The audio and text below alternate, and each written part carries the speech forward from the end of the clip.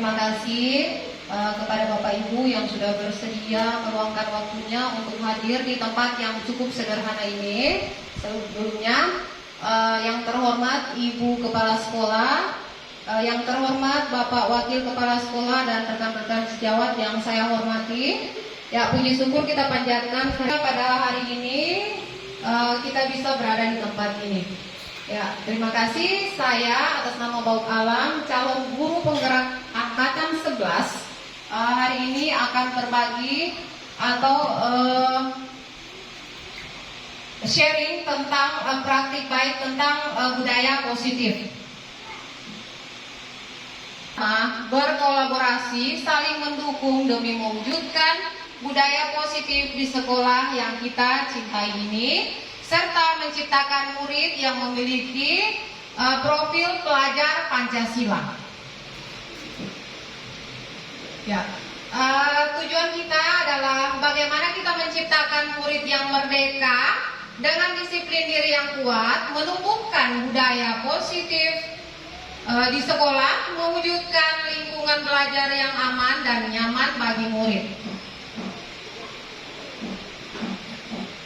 Apa yang dimaksud dengan budaya positif? Budaya positif adalah satu pembiasaan yang bernilai positif yang di dalamnya mengandung sejumlah kegiatan-kegiatan yang mampu menumbuhkan karakter murid yang berpihak pada murid, dapat berkembang menjadi pribadi-pribadi yang kritis dan bertanggung jawab.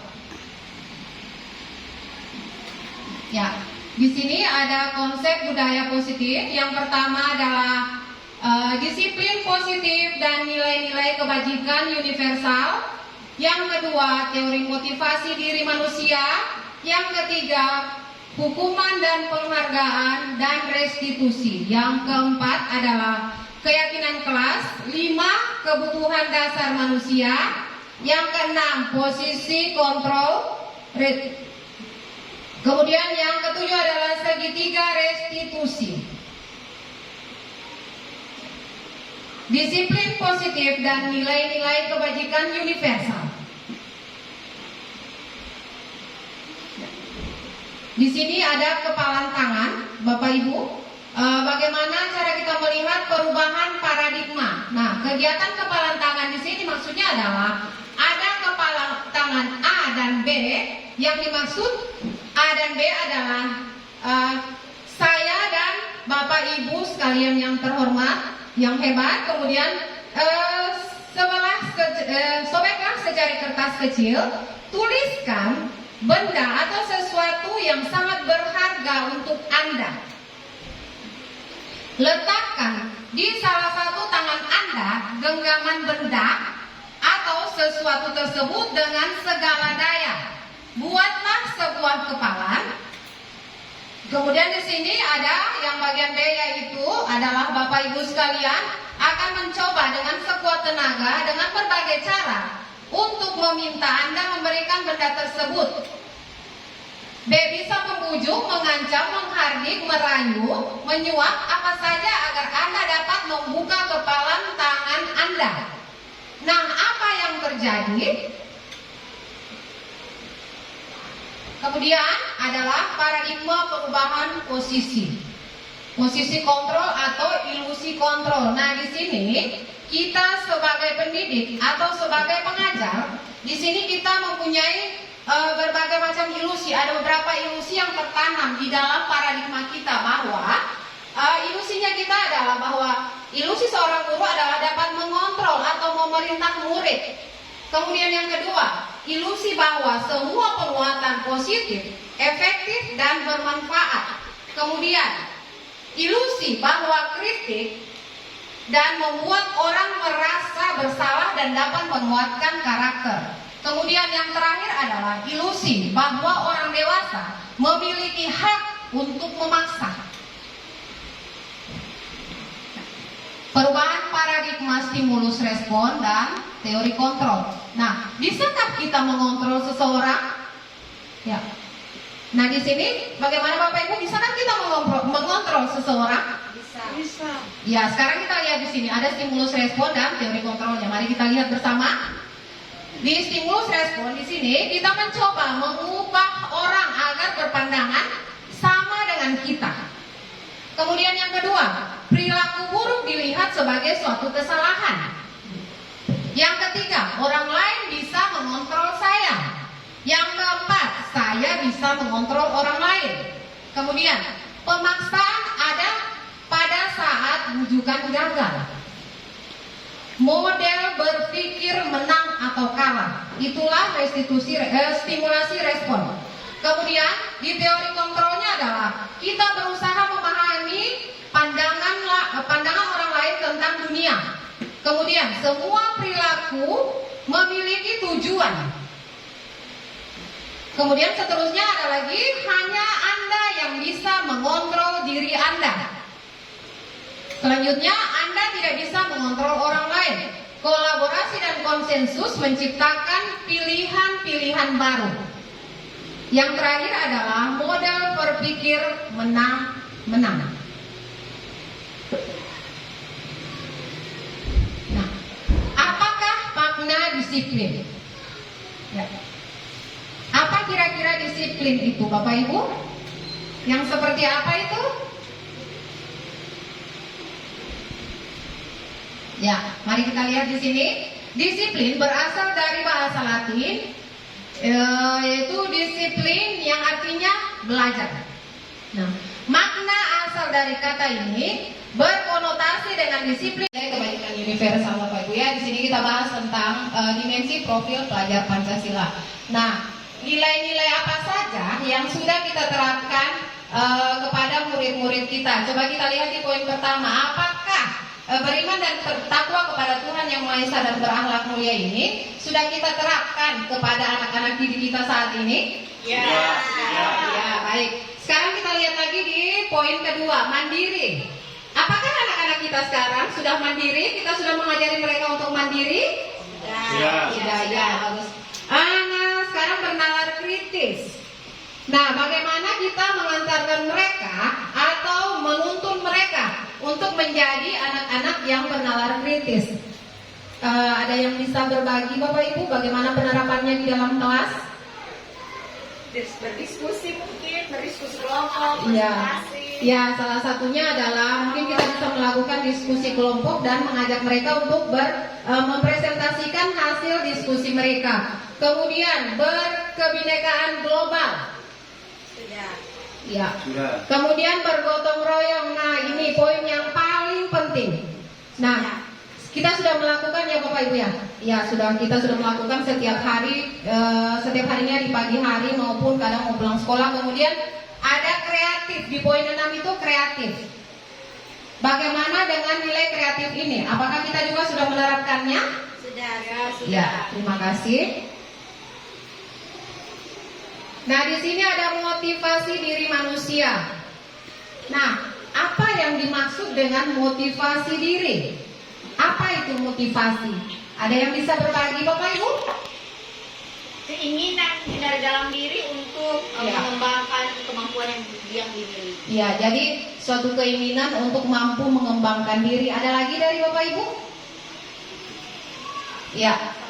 Ya. Jadi di sini mari kita lihat. Motivasi adalah dorongan yang timbul pada diri seseorang secara sadar atau tidak sadar untuk melakukan suatu tindakan dengan tujuan. Lanjut, di sini ada lagi menghindari ketidaknyamanan dan hukuman. Murid melakukan disiplin karena menghindari sebuah hukuman atau tindakan dan merupakan tingkatan terendah dari motivasi perilaku manusia. Kemudian untuk mendapatkan suatu imbalan atau penghargaan dari orang lain, murid melakukan disiplin karena menginginkan sebuah imbalan dalam jangka pendek. Jadi kadang-kadang murid melakukan sesuatu karena ingin mendapatkan imbalan, baik berupa nilai atau pujian, atau kadang kita sebagai guru kadang mereka melakukan sesuatu, kita memberikan kadang ada hadiah mungkin pulpen, buku atau penghargaan lainnya. Kemudian untuk menjadi orang yang mereka inginkan dan menghargai diri sendiri dengan nilai-nilai yang mereka percaya,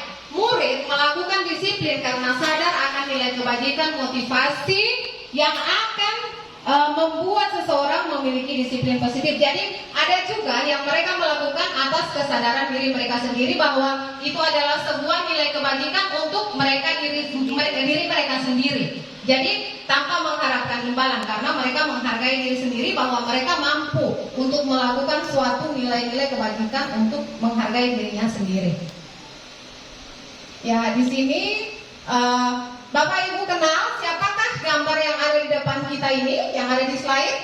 Ya, jadi ini adalah Bapak yang mengajarkan kita bagaimana cara kita mengajar dan menuntun anak-anak didik kita sehingga mereka mencapai kondisi. Nah, di sini menurut Bapak Ki Hajar Dewantara bahwa merdeka itu artinya tidak hanya terlepas dari perintah, akan tetapi juga cakap buat memerintah diri sendiri. Jadi bukan hanya kita sendiri, kita yang memerintah mereka, tapi mereka juga mampu untuk memerintah dirinya. Contohnya ada PR, berarti tidak harus kita yang bilang, ayo nak silahkan kerjakan PR kamu, tapi mereka ada lahir dalam diri mereka sendiri untuk menuntun diri mereka, ayo kerjakan PR supaya kamu besok sudah tidak ada lagi tugasnya. Atau mungkin mereka mengharapkan sesuatu, jadi kembali lagi kepada nilai kebijakan yang tadi. Jika mereka menghargai diri mereka sendiri, itu akan lahir bahwa saya harus menyelesaikan PR karena itu tanggung jawab saya. Kemudian apa itu restitusi? Nah, adakah dari Bapak Ibu yang sudah pernah dengar restitusi? Mungkin menerapkan atau istilahnya yang masih asing, tapi untuk menerapkannya mungkin sudah. Ya benar sekali apa yang disampaikan oleh Ibu Leni bahwa sesungguhnya sebenarnya kita itu sebenarnya sudah melakukan hal tersebut. Hanya saja kita tidak menyadari bahwa kita telah melakukan restitusi tersebut. Saya juga sebelum masuk ke dalam grup penggerak ini, saya tidak paham apa itu restitusi. Tapi setelah saya masuk, oh ternyata saya sudah pernah melakukan Bapak Ibu. Hanya saja saya tidak tahu bahwa itu restitusi. Nah, mari kita lihat di sini. Apa sih itu restitusi? Restitusi adalah proses menciptakan kondisi bagi murid untuk memperbaiki kesalahan mereka sehingga mereka bisa kembali pada kelompok mereka dengan karakter yang lebih kuat. Kemudian restitusi juga merupakan proses kolaboratif yang mengajarkan murid untuk mencari solusi dari masalah mereka. Jadi, restitusi di sini dengan singkatnya adalah bahwa jika mereka membuat satu kesalahan, maka penyelesaiannya juga akan kembali ke mereka sendiri. Kalau mereka membuat kesalahan, maka penyelesaiannya akan kembali ke diri mereka sendiri yang memberikan solusinya dengan kita arahkan. Kemudian ada 9 ciri-ciri restitusi. Nah, mari kita lihat. Bukan untuk menebus kesalahan, namun untuk belajar dari kesalahan. Jadi kalau mereka bikin kesalahan, bukan untuk apapun yang kita sampaikan, bukan dengan alasan bahwa mereka akan menebus, tapi untuk memperbaiki kesalahan mereka. Kemudian memperbaiki hubungan. Itu di poin 2. Kemudian ada tawaran, bukan paksaan. Yang keempat, menuntun untuk melihat dari dalam diri. Yang kelima, mencari kebutuhan yang mendasari tindakan. Jadi, jikalau ada anak-anak kita atau murid kita, peserta didik kita yang melakukan kesalahan, kita tidak langsung menjudge, wah kamu salah. Tapi kita mencari tahu mencari tahu permasalahannya apa sehingga dia melakukan hal tersebut. Itu maksudnya di poin itu. Kemudian cara yang paling baik untuk memperbaiki diri. Nah, itu juga ada di dalam situ di segitiga restitusi. Kemudian fokus pada karakter bukan tindakan. Kemudian fokus pada solusi. Dan yang terakhir adalah mengembalikan siswa atau murid yang berbuat salah pada kelompoknya. Nah, di sini kita menuju ke keyakinan kelas, menuju restitusi. Nah, mari kita lihat di sini keyakinan kelas. Mengapa keyakinan kelas tidak peraturan kelas saja? Kenapa harus keyakinan kelas? Bukan peraturan kelas saja. Nah, apa bedanya keyakinan kelas dan peraturan kelas? Peraturan itu yang kita buat. Ya, peraturan yang kita buat. Kemudian keyakinan kelas meyakini kebenarannya. ya, Terima kasih.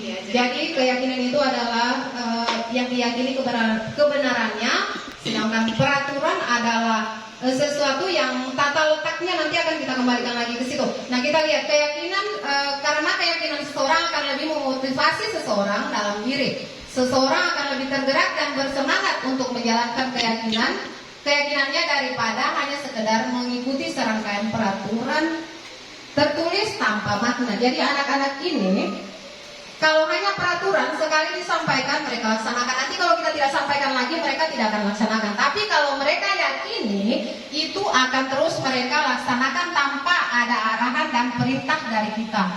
Kemudian keyakinan kelas juga merupakan suatu nilai-nilai kebajikan universal yang mana melibatkan semua warga kelas melalui curah pendapat dan disepakati bersama dan ditinjau kembali dalam waktu ke waktu. Tujuan dari keyakinan kelas adalah untuk menumbuhkan budaya positif. Nah, di sini ada beberapa question atau pertanyaan Bapak Ibu. Mengapa kita memiliki peraturan tentang penggunaan helm saat mengendarai kendaraan roda motor 2? Ada yang bisa berbagi Bapak Ibu? Kenapa sih kita harus menggunakan helm pada saat berkendara motor? Apakah hanya untuk sekedar menutup kepala atau seperti apa fungsinya helm? Untuk keselamatan. Menjaga keselamatan. Iya. Jadi untuk menjaga Supaya tidak ditilang. Supaya tidak ditilang. Iya, benar sekali. Salah satunya itu Bapak Ibu ya, kalau ada polisi kadang kita tidak menggunakan helm, takut ditilang. Tapi yang sebenarnya adalah tentang keselamatan. Kita menggunakan helm demi keselamatan. Kemudian, mengapa kita memiliki peraturan tentang penggunaan masker dan mencuci tangan setiap saat? Apa sih fungsinya menggunakan masker? Menjaga kesehatan. Penyebaran virus. Iya, menjaga kesehatan. Terima kasih Bapak Ibu ya. Kemungkinan adalah tetap kembali pada kesehatan. Kemudian bisa saja juga untuk menjaga paparan dari sinar matahari. Ya. Oke, terima kasih. Ya, di sini ada lingkaran, ya. Di sini ada budaya positif. Nah, di sini ada peraturan kelas, kemudian dari peraturan kelas ke keyakinan kelas, lingkungan positif dan budaya positif. Nah, di sini ada perbedaannya, peraturan dan keyakinan. Kita lihat. Kalau peraturan selalu kembalikan buku pada tempatnya. Jadi ini adalah contoh peraturan. Sedangkan keyakinan kelasnya di sana kita lihat di sebelahnya adalah tanggung jawab. Kemudian dilarang mengganggu orang lain. Berarti di keyakinan kelas adalah menghormati orang lain. Kemudian kembali lagi ke peraturan, hadir di sekolah 15 menit sebelum pembelajaran dimulai. Di keyakinan kelas adalah menghormati orang lain dan berkomitmen. Dilarang melakukan kekerasan. Di keyakinan kelasnya adalah keselamatan, menghormati orang lain. Dilarang menggunakan narkoba. Itu peraturannya. Di keyakinan kelasnya adalah tentunya adalah kesehatan. Ya benar Bapak Ibu. Menjaga kesehatan. Ya, kesehatan. Kalau kita menggunakan narkoba tentunya kita tidak sehat. Kemudian bergantian atau menunggu giliran. Kalau di keyakinan kelasnya adalah bersabar. ya, menghormati orang lain, bersabar. Gunakan masker. Kembali lagi, gunakan masker. Ya, kesehatan dan keselamatan. ya, kesehatan dan keselamatan. Kemudian yang terakhir adalah jangan berlari di kelas atau di koridor. Di keyakinan kelasnya adalah keselamatan dan keamanan. Jika kita berlari bisa saja kaki kita keseleo atau kita terjatuh, kaki kita patah, tidak bisa lagi beraktivitas Bapak Ibu. Ya. Nah, di sini kita lihat adakah perbedaan antara hukuman dan konsekuensi? Kemudian bila sama di mana perbedaannya, bila berbeda di mana perbedaannya? Adakah persamaan hukuman dan konsekuensi Bapak Ibu? Beda. Nah, bedanya di mana Bapak Ibu? Kalau hukuman Ya. menimbulkan trauma, dikucilkan bisa jadi. Ya. Tapi kalau konsekuensi Pembelajaran apa yang dia langgar. Iya, terima kasih ya, benar sekali bahwa hukuman itu adalah sesuatu juga kalau kita pertama mencatat 100 kali di halaman buku, mencatat 100 kali di dalam buku kalimat, saya tidak akan terlambat lagi karena terlambat ke sekolah. Itu masuk ke hukuman atau konsekuensi? Hukuman, ya, hukuman ya. Nanti kita lihat lagi. Kemudian lari mengelilingi lapangan sekolah 2 kali karena terlambat hadir di sekolah. Hukuman atau konsekuensi? Hukuman. Ya, hukuman ya. Nanti kita lihat. Siswa diminta untuk push up 15 kali karena tidak menggunakan masker ke sekolah. Hukuman. Hukuman, oke. Mengganti kertas tugas teman yang dicoret-coret. Konsekuensi. Ya, konsekuensi. Meminta siswa tidak menggunakan sepatu seharian karena tidak menggunakan sepatu hitam. Hukuman. Hukuman, oke. Next, membersihkan tumpahan air di meja tulis karena tersenggol pada saat belajar. Konsekuensi. Konsekuensi, oke. Lari mengelilingi lapangan 2 kali. Hukuman. Ya, hukuman. Oke, next, mari kita lihat. Ya, jadi ini jawabannya Bapak Ibu ya. Yang pertama itu adalah hukuman, benar, tepat sekali ya Bapak Ibu. Kemudian yang kedua hukuman. Yang ketiga yang push up 15 kali masuk hukuman. Kemudian yang mencoret-coret, konsekuensi. Kemudian meminta siswa, mungkin saja siswa ini menggunakan sepatu warna lain, sedangkan peraturan di sekolahnya menggunakan sepatu warna hitam. Maka gurunya menganggap bahwa anak ini tidak mematuhi aturan yang ada di sekolah, maka yang terjadi adalah hukuman. Kemudian membersihkan tumpahan air yang tersenggol itu adalah konsekuensi, karena dia tahu bahwa dia sudah melakukan itu. Kemudian lari mengelilingi lapangan 2 kali karena terlambat pada saat jam pelajaran olahraga. Itu masuk di konsekuensi. Karena kenapa dia masuk ke konsekuensi? Karena dia masih termasuk olahraga. Dia lari itu berarti dia sehat, mencari kesehatan. Jadi masih masuk ke konsekuensi, bukan hukuman.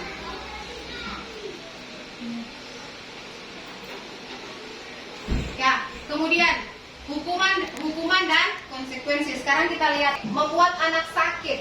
Dia lebih ke fisiknya ya, fisik atau hati untuk jangka waktu yang lama. Jadi hukuman itu berasa lamanya.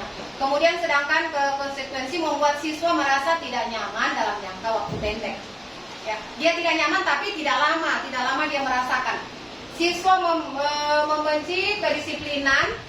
Itu kemudian di konsekuensinya adalah siswa menghargai disiplin, paksaan, stimulus tanggapan. Kemudian mendorong siswa menyakiti diri sendiri, mendorong siswa agar mudah menyesuaikan diri. Siswa belajar untuk menyembunyikan kesalahan. Itu kalau di hukuman. Sedangkan di bagian konsekuensinya siswa belajar memahami peraturan. Yang terakhir adalah marah, rasa bersalah, dipermalukan, dan merasa dibenci. Sedangkan di konsekuensinya adalah kehilangan hak, dibuat tidak nyaman, diasingkan untuk sementara. Jadi tidak lama. Jadi kalau saya simpulkan adalah bahwa kalau hukuman itu Bapak Ibu, dia akan berasa melekat di dalam hatinya anak-anak. Ya, di sini ada intensitas gagal. Kemudian ada intensitas berhasil. Nah, kita lihat lagi. Di sini ada sanksi atau konsekuensi dan restitusinya. Ada hukuman. Kita lihat kalau di bagian hukuman sesuatu yang menjadikan harus terjadi. Kalau di konsekuensinya adalah sesuatu yang harus terjadi. Di restitusinya adalah merupakan pilihan. Kemudian tidak nyaman untuk murid atau anak untuk jangka waktu panjang. Kalau di konsekuensinya adalah tindakan nyaman untuk murid untuk jangka waktu pendek. Kita lihat di sini ada namanya kebutuhan dasar. Jadi kita sebagai manusia semua punya kebutuhan dasar. Nah, di sini yang pertama adalah kebutuhan bertahan hidup. Ya. Kemudian yang kedua adalah cinta dan kasih sayang. Jadi kita sebagai manusia juga membutuhkan cinta dan kasih sayang. Demikian juga dengan murid-murid kita. Kalau kita memperlakukan mereka, memberi mereka kasih sayang dan cinta, otomatis esok harinya mereka akan tetap datang ke sekolah.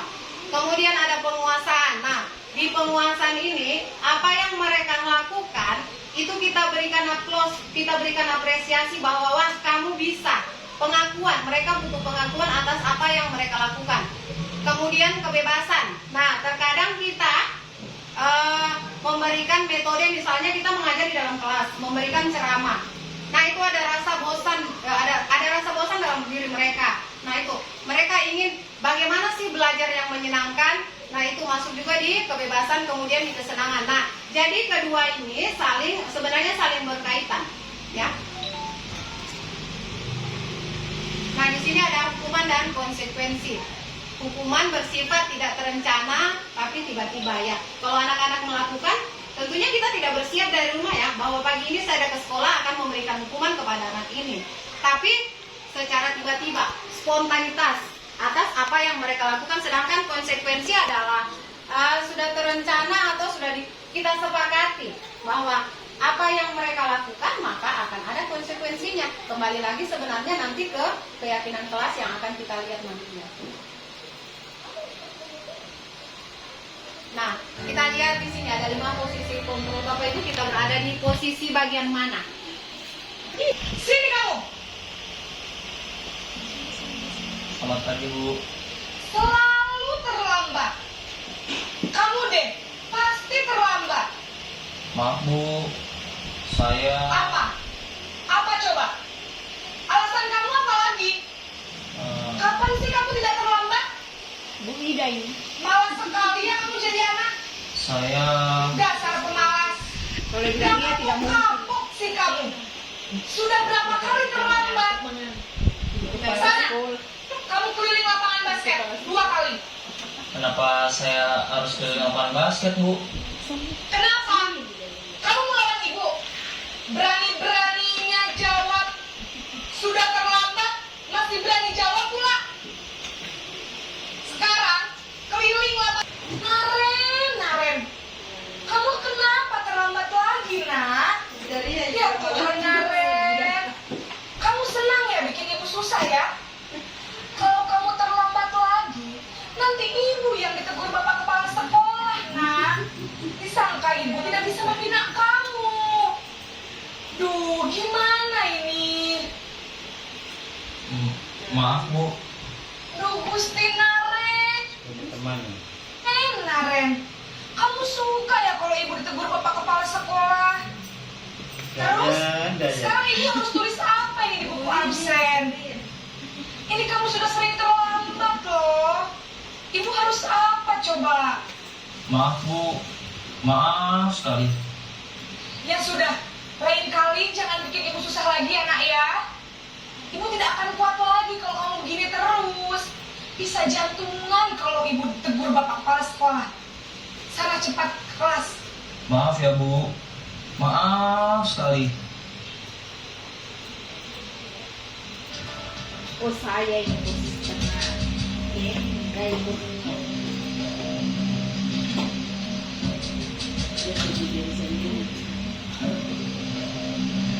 Naren!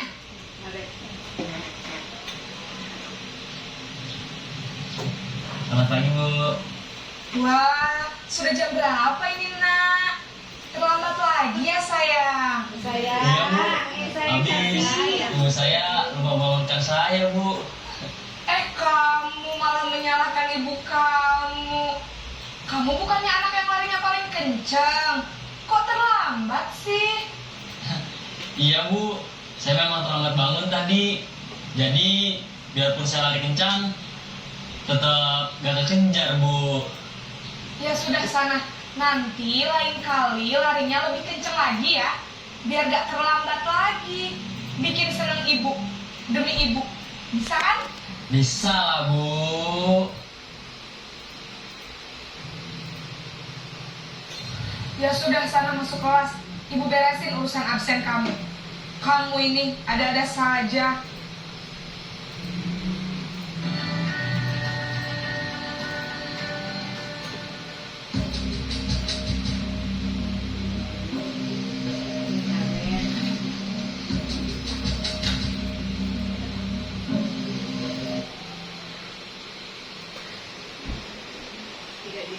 harus di sekolah jam 7, Bu. Iya betul, sekarang sudah jam 7.20. Naren sudah tahu konsekuensinya jika terlambat hadir. Paham, Bu.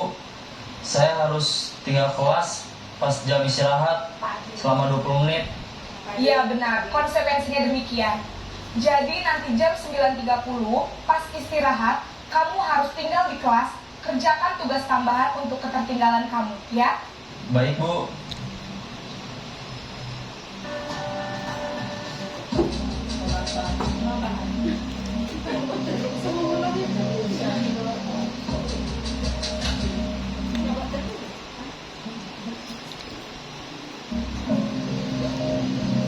Naren!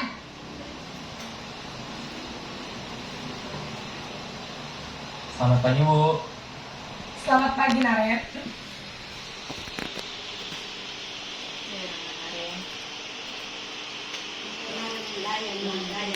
Perbaiki masalah keterlambatan ini. Bersedia, Bu. Bagaimana kamu akan perbaiki masalah keterlambatan ini? Saya akan coba untuk tidak lupa menyetel alarm saya, Bu. Baik, kalau Naren lupa menyetel alarm di rumah, ada orang yang kira-kira bisa bantu mengingatkan tidak? Ada, Bu. Kakak saya, Kak Emma. Ada lagi selain Kak Emma? Selain Kak Emma, ada ibu saya. Baik,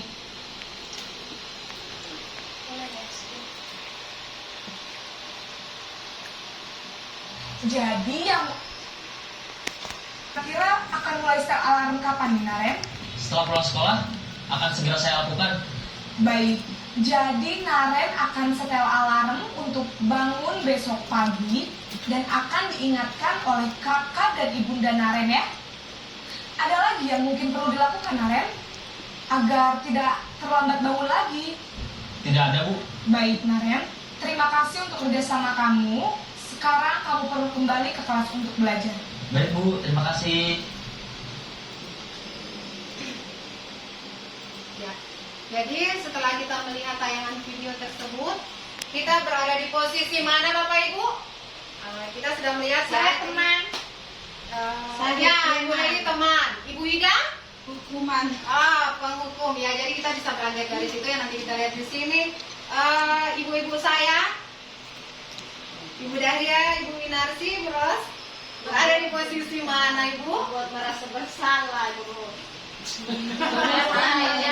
Ya, jadi kita masing-masing setelah menyaksikan video tersebut kita sudah bisa merasa bahwa saya berada di posisi yang ini. Ya, di sini kalau penghukum berarti seorang penghukum itu bisa menggunakan hukuman fisik atau verbal, misalnya dengan kata-kata atau kita menyentuh tubuh mereka.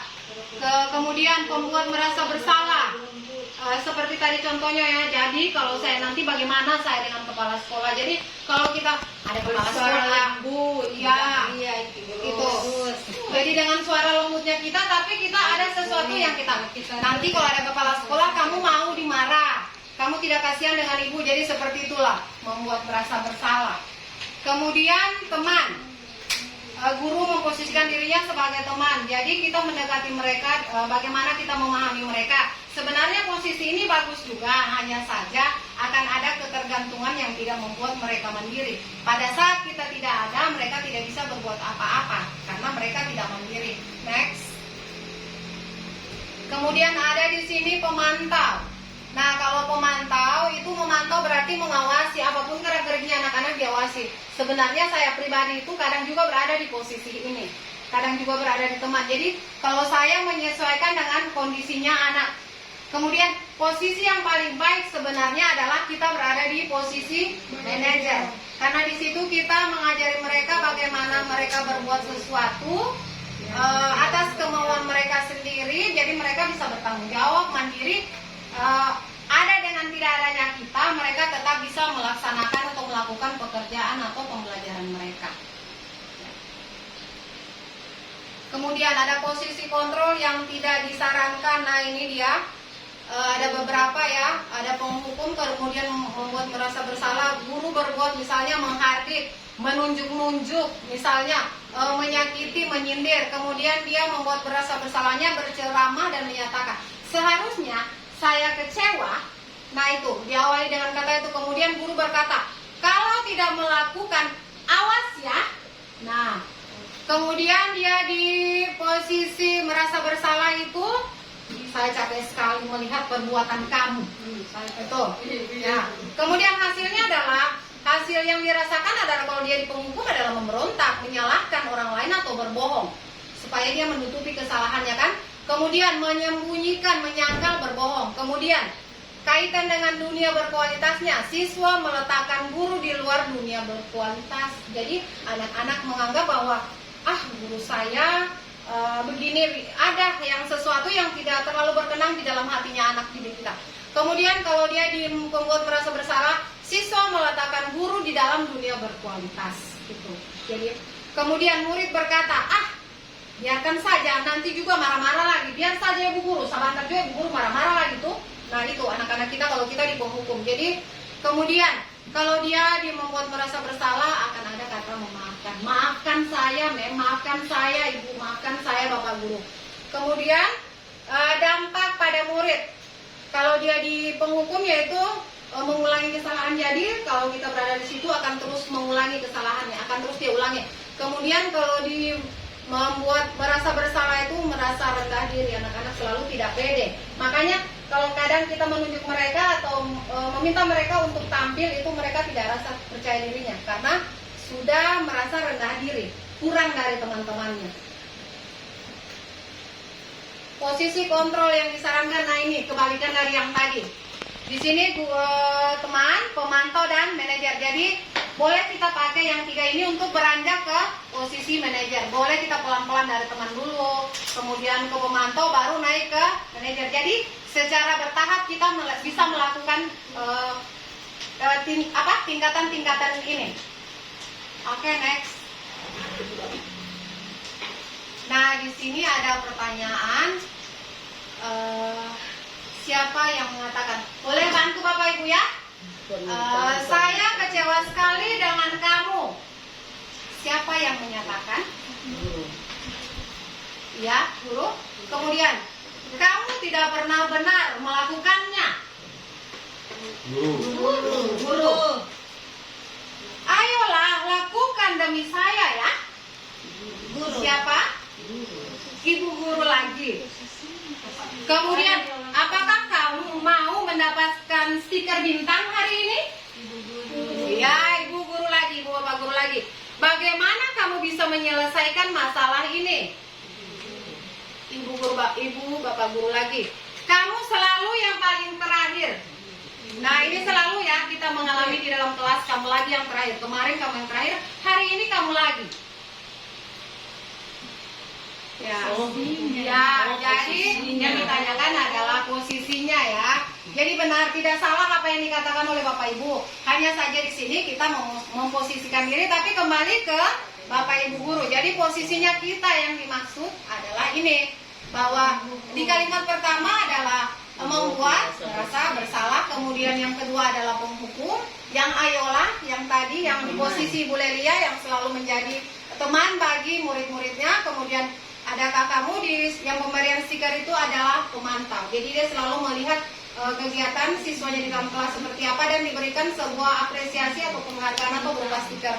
Kemudian di poin yang kedua dari terakhir itu adalah posisi manajer. Nah, kalau ini semoga semua kita bisa sampai di tahap di posisi manajer ini yang bisa menghantarkan anak didik kita ke sana. Kemudian kalau yang terakhir, sebisa mungkin kalau memang bisa, kita sudah bisa meninggalkan itu. Semoga anak-anak kita juga bisa diajak bekerja sama untuk meninggalkan di posisi penghukum ini. Tidak lagi ada tindakan-tindakan dari anak didik kita yang membawa kita ke posisi ini. Kemudian apa itu restitusi? Setelah kita menyimak tadi sebelum video ada yang kita sudah bahas tentang restitusi. Nah, apakah restitusi itu? Nah, di sini restitusi adalah proses menciptakan kondisi bagi murid yang dalam memperbaiki kesalahan sehingga mereka bisa kembali pada kelompok mereka dengan karakter yang lebih baik. Nah, Jadi ini adalah segitiga restitusi yang sudah kita bahas. Jadi modelnya seperti ini bagannya Bapak Ibu. Jadi ada namanya yang validasi tindakan. Tapi yang pertama biasanya kita lakukan adalah menstabilkan identitas. Nah, bagaimana cara kita menstabilkan adalah saat anak melakukan sebuah kesalahan, kita tidak langsung bilang, kenapa kamu seperti ini? Kamu salah. Tidak, tapi kita mencari tahu dulu seperti apa, kenapa dia melakukan tindakan itu, baru kita validasi tindakannya. Setelah itu baru kita beranjak ke menanyakan keyakinan. Jadi di sini kita kembalikan ke keyakinan kelas yang masing-masing kita sudah buat di dalam kelas. Ya. Nah, di sini ada penjelasan, bisa kita lihat di dalam sini bagaimana cara penanganan, pengaplikasiannya, segitiga restitusi tadi Bapak Ibu ya. Salam dan bahagia Ibu dan Bapak guru hebat. Pada video kali ini kita akan membahas tentang salah satu program disiplin positif yang diterapkan di lingkungan sekolah yang dikenal dengan nama restitusi.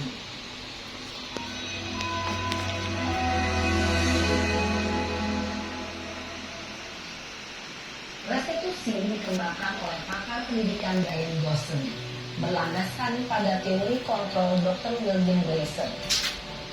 Segitiga restitusi adalah suatu proses dialog yang dijalankan oleh guru atau orang tua agar dapat menghasilkan murid yang mandiri dan bertanggung jawab. Pada saat guru di posisi manajer, aspek yang dikembangkan pada murid adalah motivasi intrinsik, sehingga penanaman nilai-nilai kebajikan dapat tumbuh dan berkembang menjadi suatu kebiasaan positif yang akhirnya membentuk karakter murid.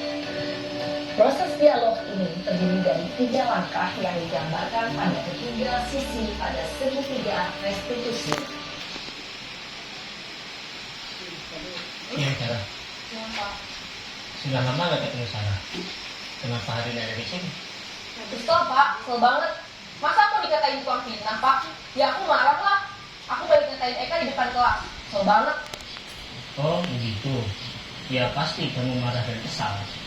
Bapak juga akan marah apabila ada yang menuduh Bapak seperti itu.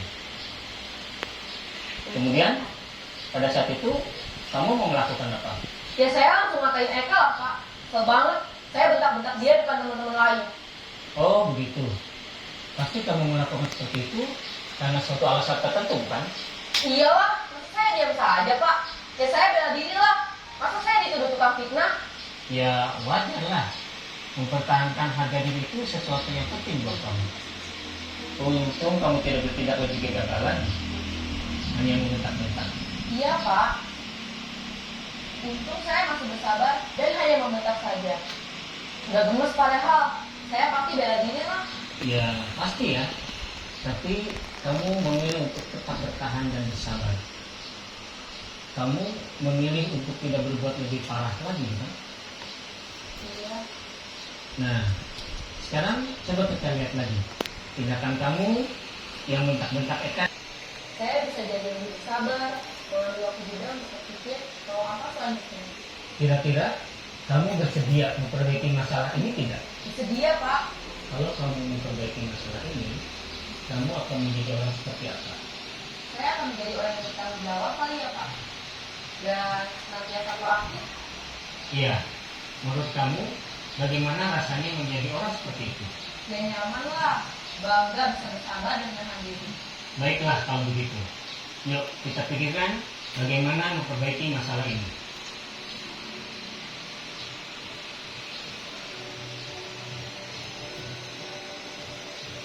Ibu dan Bapak guru hebat, baru saja kita menyaksikan contoh bagaimana seorang guru berada dalam posisi manajer menggunakan penerapan segitiga restitusi. Mari kita bahas satu persatu. Pada sisi pertama, menstabilkan identitas berdasarkan pada prinsip bahwa membuat kesalahan adalah bagian dari proses.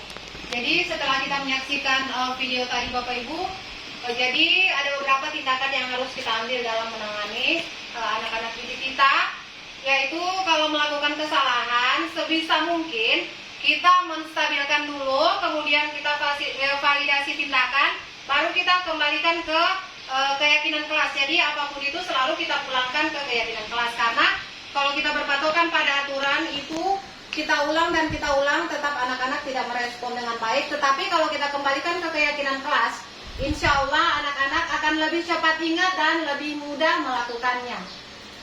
Next. Nah, di sini ya ada refleksi. Nah, hal baik apa yang merubah paradigma Bapak Ibu setelah menyaksikan tayangan video dan pemaparan tadi, Bapak Ibu? Ada yang bisa bantu? Iya, setelah ada diseminasi, saya tahu bahwa oh ternyata selama ini saya ada di posisi teman, padahal sebenarnya harusnya berada pada posisi apa tadi? Manajer. Ya, jadi tidak apa-apa Ibu ya. Jadi kita pelan-pelan saja melangkah ke posisi sana. Berada posisi teman juga sudah cukup baik. Nanti kita pelan-pelan melangkah ke posisi manajer. Ya. Kemudian yang kedua, perasaan apa yang muncul setelah diseminasi ini? Ibu? Ibu Dahlia? Bagaimana perasaan Ibu? Termotivasi. Termotivasi dengan Ada? tadi. Dengan adanya ini jadi saya termotivasi dan Ya, termotivasi dengan melihat tayangan video tadi ya, bahwa memperlakukan siswa itu saat melakukan kesalahan seperti ini ya. Terima kasih Bu. Kemudian peran Among apa yang saya telah lakukan dan ingin menjadi guru yang seperti apa setelah ini. Jadi setelah kita menyimak semuanya, kita mau jadi guru yang seperti apa, yang bagaimana dalam menangani anak-anak didik kita. Menjadi guru manajer. Ya, betul sekali Bu Kepala Sekolah. Jadi kita mau menuju ke posisi manajer. Jadi sekarang sudah Ibu Kepala Sekolah ya. Berarti kita insya Allah semua akan menuju ke posisi manajer, mengantarkan anak-anak kita menjadi guru yang guru hebat yang memahami karakter peserta didiknya sehingga mereka menjadi generasi penerus bangsa ke depannya. Amin. Ya, kesimpulannya adalah bahwa kesimpulan dari hal ini yang dapat kita ambil adalah bahwa penerapan disiplin positif hendaknya guru memiliki standar kepribadian profesional dan sosial yang baik, serta guru mampu berefleksi pada posisi kontrol saat ini sebagai seorang among atau yang manajer yang menuntun agar menjadi insan mandiri sehingga mereka menjadi siswa yang mandiri sesuai dengan profil pelajar Pancasila. Ya, di sini ada keyakinan kelas. Nah, ini adalah keyakinan kelas yang saya mulai terapkan di dalam kelas Bapak Ibu. Jadi, marilah kita bersama-sama mulai sekarang kita membuat keyakinan kelas yang dapat dilaksanakan oleh anak-anak yang kita sudah sepakati bersama. Ya, demikianlah pemaparan tentang budaya positif hari ini. Terima kasih atas kesempatannya Ibu untuk hadir di tempat yang sederhana ini. Wabillahi taufiq wal hidayah. Wassalamualaikum warahmatullahi wabarakatuh. Waalaikumsalam.